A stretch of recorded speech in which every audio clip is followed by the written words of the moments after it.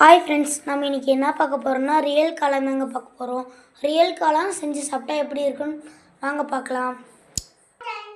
இப்போ நம்ம காளானை கழுவிட்டு கட் பண்ணி எடுத்துக்கலாம். நம்ம இப்போ வானல் வச்சு கொஞ்சம் எண்ணெய் ஊற்றிக்கலாம். இப்போ நம்ம காளானை போட்டுக்கலாம். இப்போ நம்ம காளானை போட்டுக்கலாம். இதில் தண்ணியெல்லாம் ஊற்ற தேவையில்லை, எண்ணெயிலே வணக்கிக்கலாம். இதுலேயே தண்ணி வரும். இந்த டைமில் நல்லா காளான் செம்மையாக வாசனை வருங்க. இங்கே பாருங்கள், இது வணங்க இதில் எவ்வளோ தண்ணி விட்டுனுக்குதுன்னு.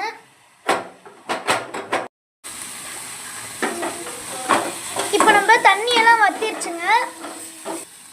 உங்களுக்கு வேணும்னா நீங்கள் வெங்காயம், தக்காளி, பூண்டெல்லாம் போட்டு செஞ்சுக்கலாம். பொரியல் மாதிரியும் செஞ்சுக்கலாம். நீங்கள் இதை நல்லா வணக்கிட்டு செய்யுங்க, இல்லைன்னா அப்படியே பச்சை நாற்று அடிக்கும். நாங்கள் இப்போ வெங்காயம் தக்காளியெல்லாம்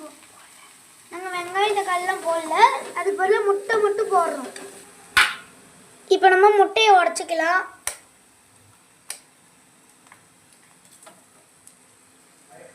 நாங்கள் இதுக்காக 3 முட்டை எடுத்துக்கிறோம். உங்களுக்கு வேணால் நீங்கள் முட்டை எல்லாம் வெங்காயம் தக்காளி எது வேணாலும் சேர்த்திக்கலாம். நீங்கள்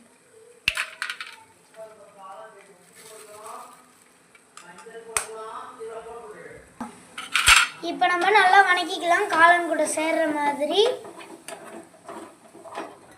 இப்போ நம்ம காளான் ஒரு மாதிரி ஆயிடுச்சு. அதில் மிளகாத்தூள், உப்பும் சேர்த்துக்கலாம்.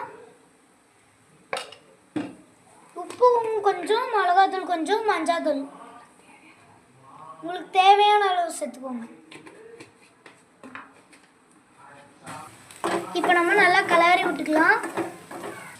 இப்போ உப்பு போட்டுக்கலாம். இப்போ நம்ம காளான் ரெடி ஆயிடுச்சு. நம்ம சாப்பிட்டு பார்த்துடலாம், வாங்க பார்க்கலாம்.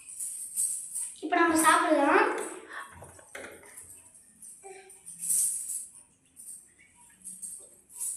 செம்மையாக இருக்குங்க. நீங்களும் ட்ரை பண்ணி பாருங்கள். இந்த காளான் எத்தனை பேருக்கு பிடிக்குமோ உங்கள் கமெண்ட்டில் சொல்லுங்கள். டாடா பாய்.